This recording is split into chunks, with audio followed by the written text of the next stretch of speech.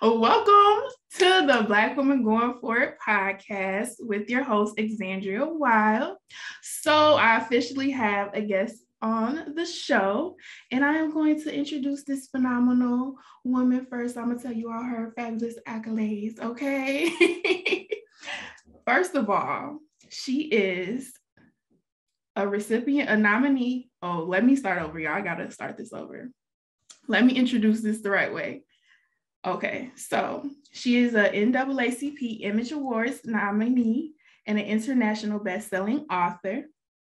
She is the author of the Black Foster Youth Handbook, 50 plus lessons I learned to successfully age out of foster care and holistically heal. She also has a youth companion guide to the Black Foster Youth Handbook, I Am Success Workbook. She is also the host of the Soulful Liberation podcast, breaking the strongest illusions of mental, physical, financial, and spiritual barriers. Get out of survival mode and thrive. She's a certified holistic health coach, and she offers workshops and trainings to support transition age youth to navigate their holistic healing journey. And I want you all to welcome Angela Quijada-Banks.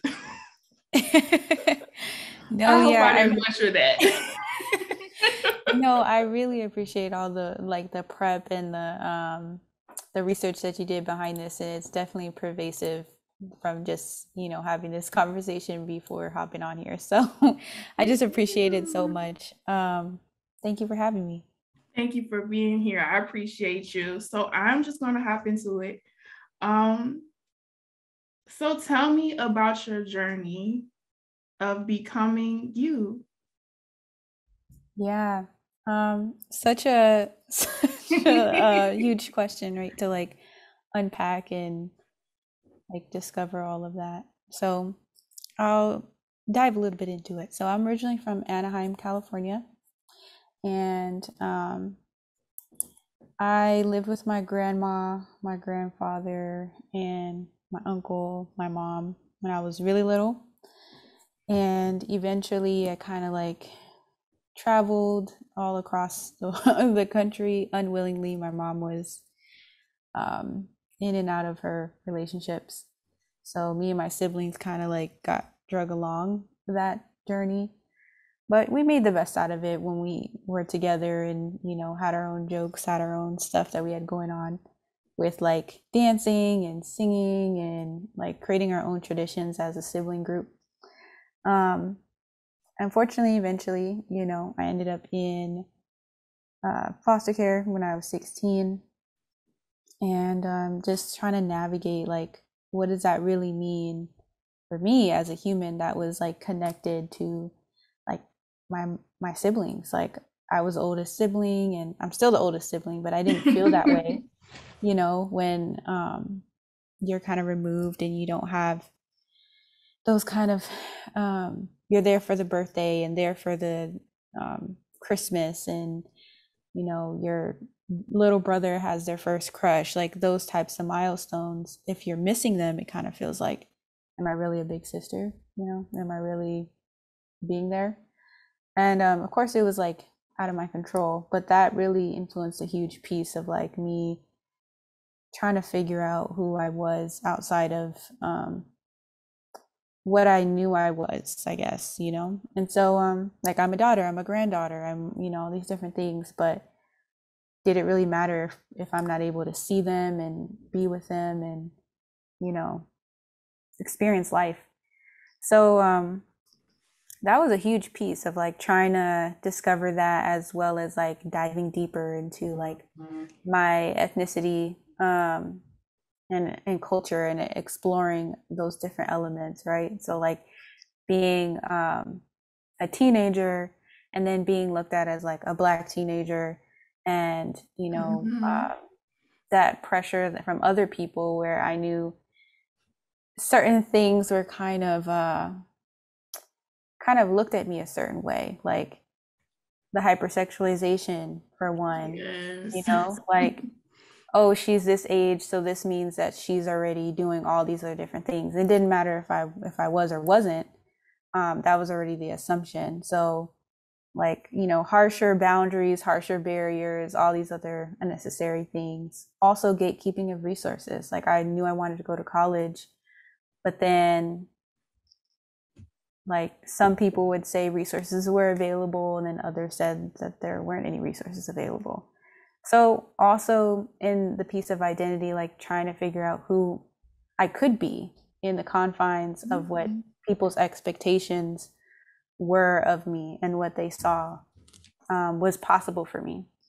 So I think a lot of that, like navigating my intersections of my relationships with my family and my friends, and also like trying to navigate my own ethnicity as, being a Black teenager, and also Mexican, and, all these different intersectionalities of that. And then in the child welfare system. So that really sparked my journey of like, what does giving back to the community look like? And even though I'm still going through it, like, how do I give back? And I feel like maybe that was also part of being an older sibling, always wanting to look out for other people, looking out for my siblings, but then on a greater scale, like other people that were going through similar things as I learned about it.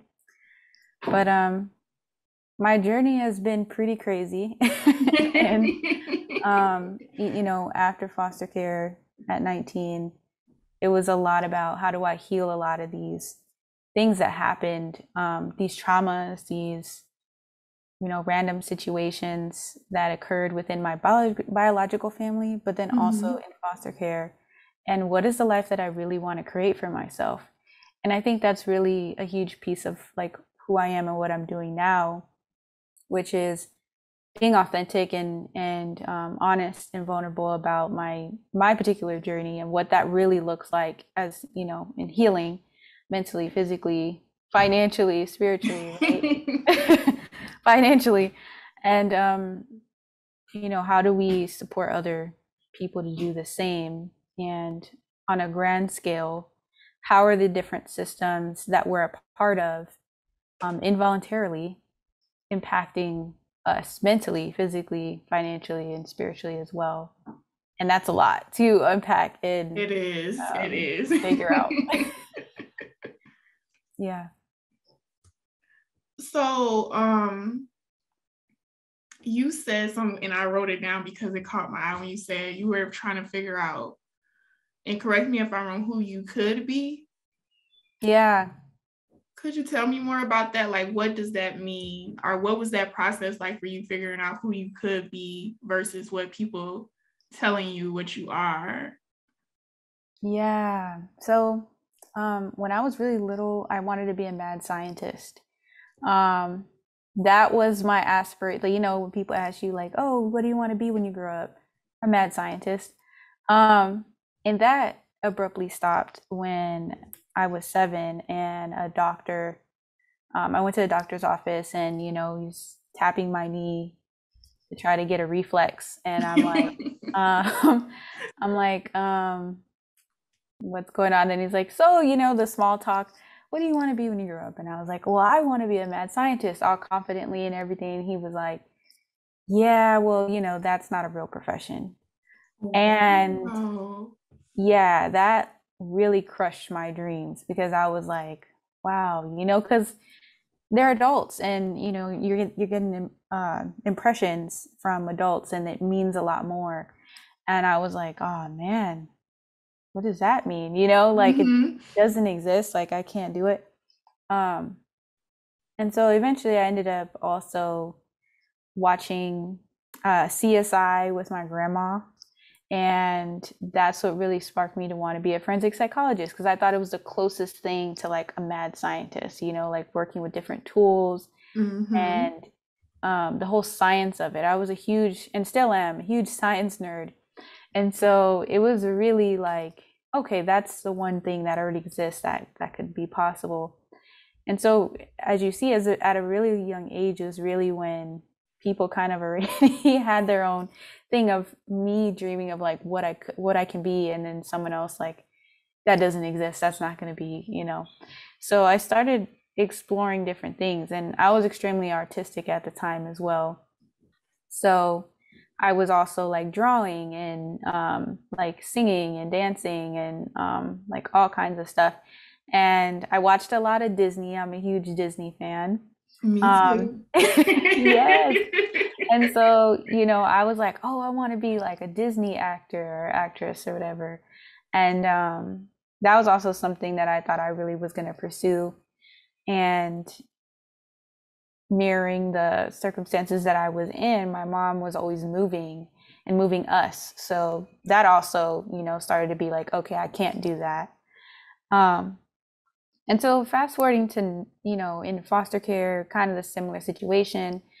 For the longest time, I wanted to get my driver's license, right? When you turn 15, 16, pretty much every teenager is like, yeah, I'm gonna go get my driver's license. Yep. And that's what I thought I was gonna go do. But then there was like all these political things, and like my foster parent didn't want to take me, and then like all this stuff. And I'm just like, can I just live and be? Like, can I just do what I, want to do? Can I just be what I want to be? And it honestly took me, as far as a driver's license, all the way until like, what's that, 20, literally, was that last year? Last year in June, for me to finally get my driver's license. Oh, wow. Well, congrats. Thank you. Yeah. And so now for me, now it's more so, writing my book, publishing my book, creating my company. It's like this whole other understanding that it doesn't really like, it doesn't matter what people think, you should be, or the confines are what already exists. If you have something in your mind that like you can create in the world, it doesn't matter that it didn't exist before. It doesn't matter if other people don't understand it. It doesn't matter if other people don't like, they can't fathom the vision, because the vision wasn't given to them. It was given to you. And so you, you then have, I think, the obligation to bring it forth into the world. And so for me, it was an overwhelming sense of like divine guidance and getting in alignment to my purpose, and letting that evolve, as well as contributing as much as I can to these different pervasive like problems and issues that are happening in the world.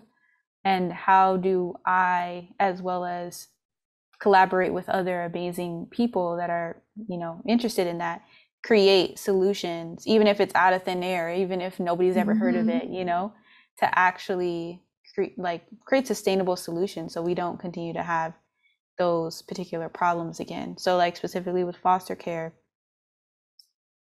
I mean, there was no handbook, right? There's no handbook to how to go through the system and really have some stable supports. What does that really look like to begin your healing journey? What does it look like to get deep into who you are and really establish your core values and who you love, how to love yourself, how to get, inside your purpose and walk in that and live it, and it doesn't mean that it has to be perfect, or it's a journey, and honoring that, having space for that, creating space for that. So I think it's like an evolving thing of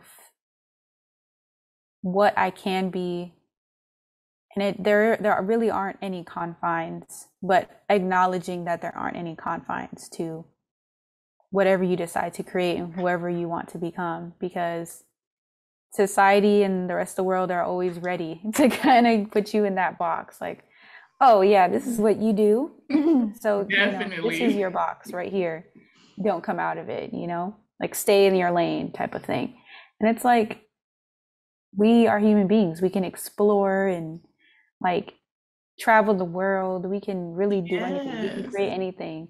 And I think that's the piece that's really important, that every single person needs to know, is like, it doesn't really matter what everybody else's confines or what their expectations that they put on you that you need to do or need to be. Like you really need to explore that for yourself and be okay that it evolves over time. You're supposed to evolve as a human. Yeah. That is so true. I always say I'm ever evolving and growing. I am not the same person that I was yesterday. It's Yes. impossible. So you were bringing up the I want to make sure I say the title, Black Foster Youth Handbook.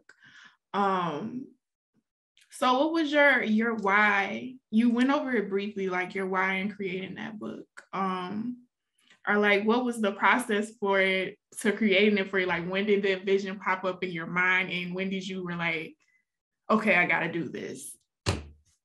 Yeah. So let's see where I start. I had this idea back in 2016 and I pitched it to several different organizations and they all didn't want to support that financially. Um, so I decided that I was going to go ahead and figure out a way to do it myself. But life happens, right? So 2017, I was really focused on like the political work and I had different pieces of legislation passed with different senators, like Senator Tamara Barringer. I also worked with the National Foster Youth Institute and with Senator Karen Bass and several different people, mainly focused in the political arena. And then I realized that I was a creative, and I didn't realize that. I more so like I accepted the fact that I was a creative, and that it was very like again, political realm as we know is very boxed in. So I was like struggling in different conversations and in different spaces to just like burst out basically, and it just was hard, right? Because you have to like be a certain way and all the things, and I was like, I don't know if this is serving like what I do the best, you know, like there's different ways that I can support even the policy work, but also create my own space or let me see what else is out there to support other spaces. And I was invited to do like a collaborative art project with an organization called the Empty Frames Initiative. And they had a collaborative like photography slash I don't know, like little blurbs and excerpts from alumni. They wanted to bring together alumni of the foster care system, foster parents, and social workers to collaborate on this book. And then we ended up doing that. And then when it was published, there was like this touring art gallery of our photos and these like excerpts all over North Carolina. And so from there, that really sparked something within me where I was like, wow, just seeing the turnout of these events and the feedback from these events from people that read my poetry, because I decided to do poems and saw my photography, and it was like, oh, wait a minute. People are really interested in this, you know, like people care about this. So, you know, I'm in my head like, oh, like, you know, if I share my story, like, yeah, there's a lot in there that people would take away, but like, would it really make a difference, you know? And seeing that and seeing how, like, my other colleagues were about sharing their stories, right? The power that they got from sharing their stories and foster parents, other constituents in the foster care system, that was like, okay, yeah, that planted a seed for sure. And so the book ended up getting published, and that was like 2019. I got married and we moved to San Diego. And so at the beginning of the year, I made like a list of like books that I was thinking about writing. And there's like at least 10 books in my lifetime that I will be publishing. But yes, and so like that one though kept coming, like that was like the top two. And then the pandemic hit. And then I was like, oh, wow, this is very clear as to what book I need to write. Because all I was thinking about, all I was dreaming about, all that was like pervasive in my face, literally. Like I kept coming across all these stories and everything was about like the transition age youth and youth like me that I did not age out successfully, you know? And so looking at the subtitle of my book, it's 50 plus lessons I learned to successfully age out of foster care and holistically heal. And people a lot of times assume that that's because I successfully aged out, but I didn't. I was kicked out. And that's the reason why I wanted to create something that I wish I would have had, that I wish my siblings would have had, in knowing their transition also out of the foster care system, which was not great at all. And this kind of like throwaway feeling that you get as a youth, because, I mean, to be blunt, you're not as profitable to the system anymore. So looking at the capitalist and the systemic aspect of it, the statistical aspect of it, and then like, you know, mirroring my own story, other youth stories, that was exhausting for me, right? So that's one big piece of it, of what really got me to write it. But the other piece of it was how clear it was to me about the history of colonization, right? The history of what has happened to our people of African descent and indigenous descent, and how that kind of gets overlooked or pushed down, but those effects are still showing up in the systems, right? And specifically in the foster care system, but in every system. And so I was like, why is nobody really talking about that? You know, like they don't at all. That needs to be like at the forefront, because that is kind of the root of how these systems are still perpetuating horrific statistics. 70% of youth that are transitioning out of the system, you know, sex trafficked. 70% foster care to prison pipeline. Like that's horrible. That like 70%. That means majority of the people that are going into the foster care system are going right into these other horrific systems. Why would that not be a priority to talk about, and not just talk about, do something about sustainable solutions? And so I was like, well, you know, looking at my list of skills and things that I could do, what could I do? I can write something, you know? And I think that's what everybody, when you're thinking about like, how can I contribute to this horrific situation? Don't get too overwhelmed in the horrifics of the situation.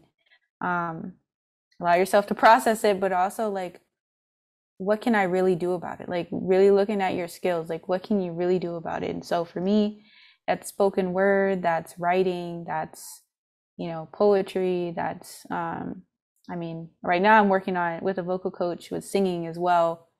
But any way that we can heal and also bring awareness to the things that are on our minds and our hearts, I think that's really important to create these solutions, because it's not just about talking. We don't need to have hundreds of years of conversation about things that sound great. Okay. Let's get to the action. Yeah. So that's pretty much what really sparked it. Okay. So you said you got into your artistic, because you said not to stay in the horrific, but to start the healing part of it. Yeah. Does that, well, could you tell everybody also what a holistic health coach is, and does that play a part into why you started doing that type of coaching? Yeah, absolutely.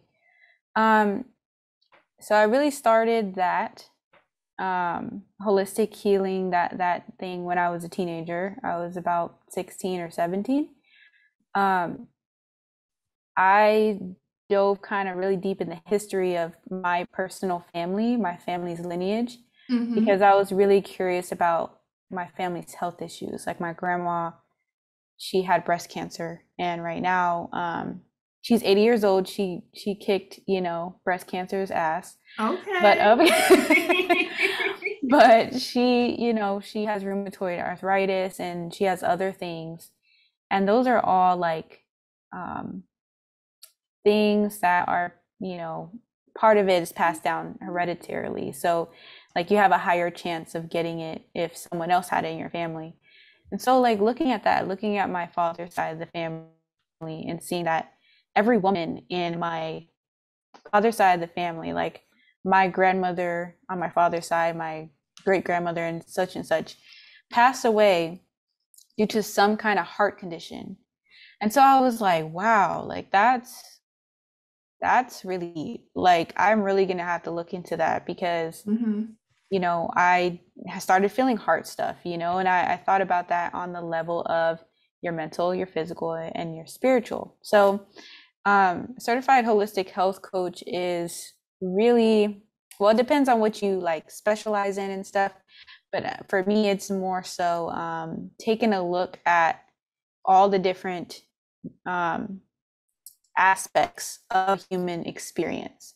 So there's the like socioeconomic value that I'm really interested in, like depending on your zip code, right? You have certain quality air, quality water, and even quality food that you get, or less quality, depending on your zip code, depending on your neighborhood, depending on what's accessible to you.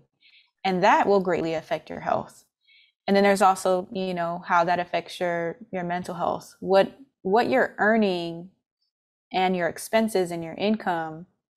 That stress is also going to be huge on your, you know, your mental health. Yeah. And you're going to continue trying to like do more, and you know, it's just a cycle of that. So like taking into account, I study capitalism just as a personal project because I'm trying to figure out a lot of these gaps that's happening within our communities, African community, Black community, Indigenous communities, Mexican community, because it's just like, this can't continue to go on. But yeah, I'm certified in the health aspect of it. So supporting doctors and physicians in what they're already doing, but really looking at the holistic approach. And for me specifically, that's, like I said, socioeconomic, and then mind, body, and spirit. Really looking at how are you feeding yourself, and what aren't you feeding yourself that you may need, as far as nutrients, as far as self-care, you know, loving relationships. I feel like we can always have more loving relationships, and yeah, we need it. like relationships that go two ways, right? I feel like a lot of times, and especially like if you look at the history of specifically like Black women, it's, you know, a lot of giving to the society and not a lot of love back. So I mean, I think I would say just in the last couple of years, there's been some of a shift, more so, but there's definitely a lot more recognition and celebration that should be done. I definitely agree with that. I seen my mother, all the Black women before me in those generations, like they're always taking care of everybody. Yeah. I'm like, I will not be that one. I am breaking that curse. And I'm going to break it if I have a daughter, because it's too much. And it's like, it's been since we were enslaved that we just took care of everybody. Yeah. And I do not think it should be that way. And I don't want it to be that way in my family forever. And you know, like think about that even. And that's what I think about, you know, with my grandma on my father's side and my great, right? Like these heart problems, they weren't just a physical heart problem. They were overly exerting themselves and putting themselves in very stressful relationships with other people. Yeah. You know, we're talking about the heart, you know? So I don't know about you, but like I've definitely had my heart broken before, and I felt it in my chest. And I have. yeah. And it's like, that's, you know, that's real. Like that's not like you feel it in your chest, but like you have your organ, your heart. But what's that other like feeling? That's not your heart. Yeah. So interesting. The energy around it really is what you're feeling in it. That's the things that I think, as far as health, like when we're looking at westernized medicine health, it doesn't pinpoint those aspects and doesn't put it as the same level as important and significant to look at, like let's look at your relationships. Like it's more so like let's look at the blood and the other things, and that's important as far as the physical, but also the mental and the spiritual aspect as well. That is true. I have a question because you Yeah. said we need more loving relationships, but do you think that what about the one with yourself? Yeah, no, I think that's where it starts. So Okay. in my book, I think it's like redefining you, and I it's like that. yeah, and it before we even go into like the relationships and what I call a success team in the book, which is like building out your supportive relationships. It's really, yeah, 100% the relationship with yourself. Like otherwise that's reflected in all the other relationships. However you treat yourself, however you really think about yourself. And we can have like the ego, right? That's like, I'm cute and I'm this and Yep. I'm the baddest out there. And okay, but like do you really feel that way though? Because and then not just on the look side, but literally, mentally, emotionally, spiritually, like are you really taking care of you at the end of the day? Because that's going to show up in different relationships, like in the way you communicate with other people. It's going to show up like are you actually listening to people?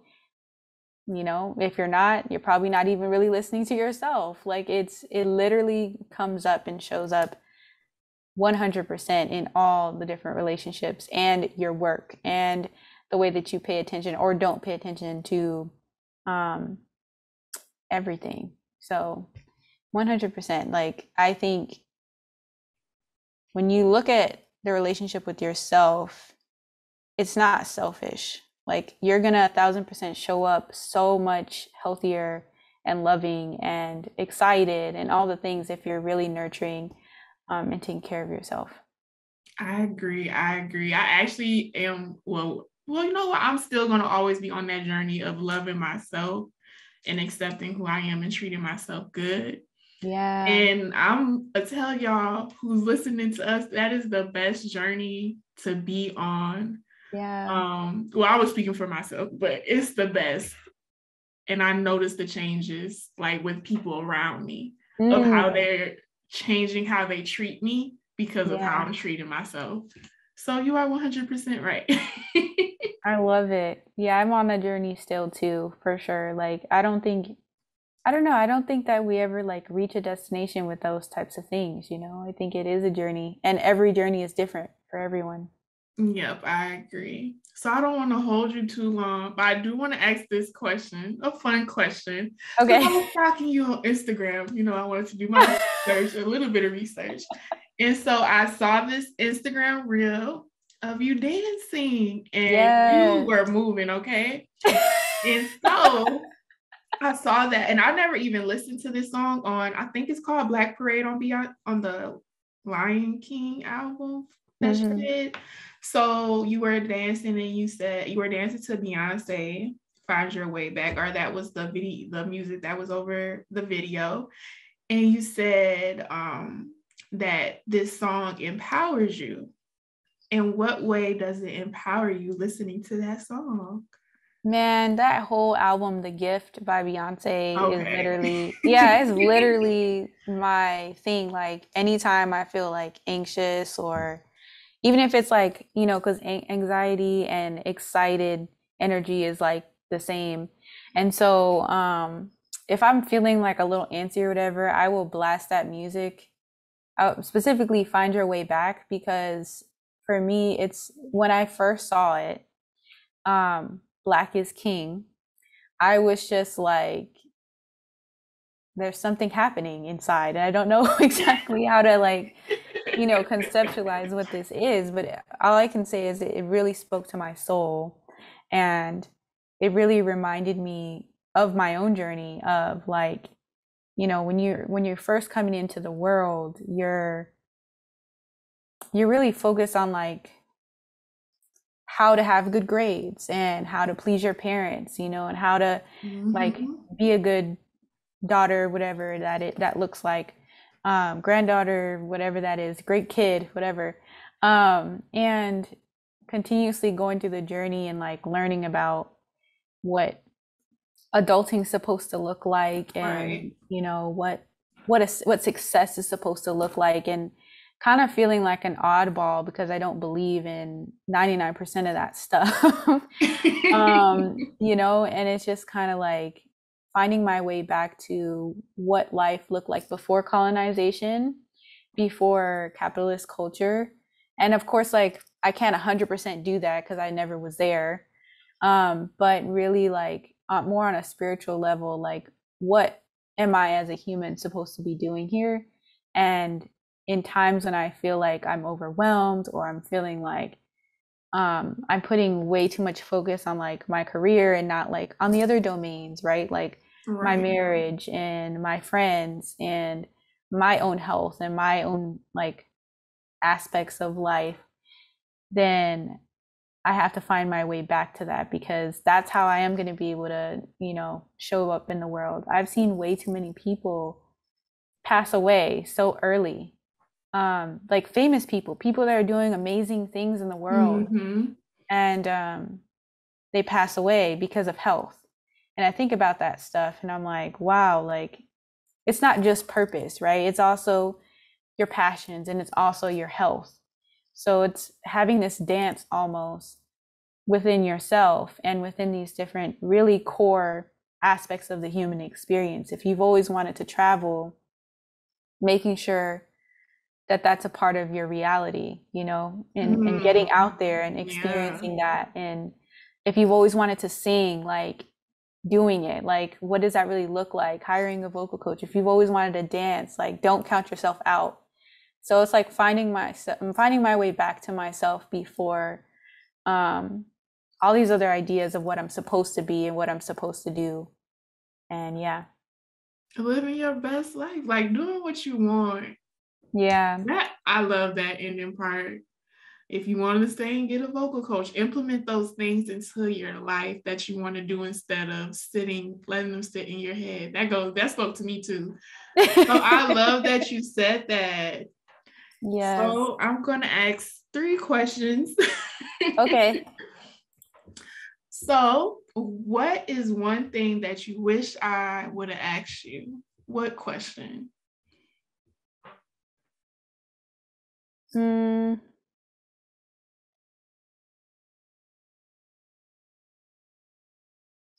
maybe what was the journey? Um,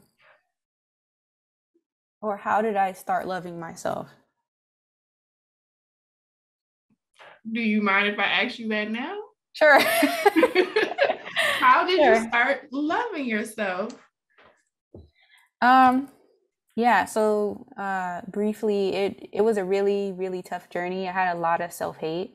So, you know, I was a brown girl in a mainly all white neighborhood, white and Mexican neighborhood and school system. So at a very young age, I already kind of conceptualized all these different ideas. Like I hated my brown eyes. I wanted to have green eyes. I wanted to have lighter skin. I wanted my hair to be straight. So I would like literally sit there and straighten my hair like, I don't know, 6 hours. Oh, My hair used to be a wow. lot longer too, but yeah. So it was a lot as far as like accepting that.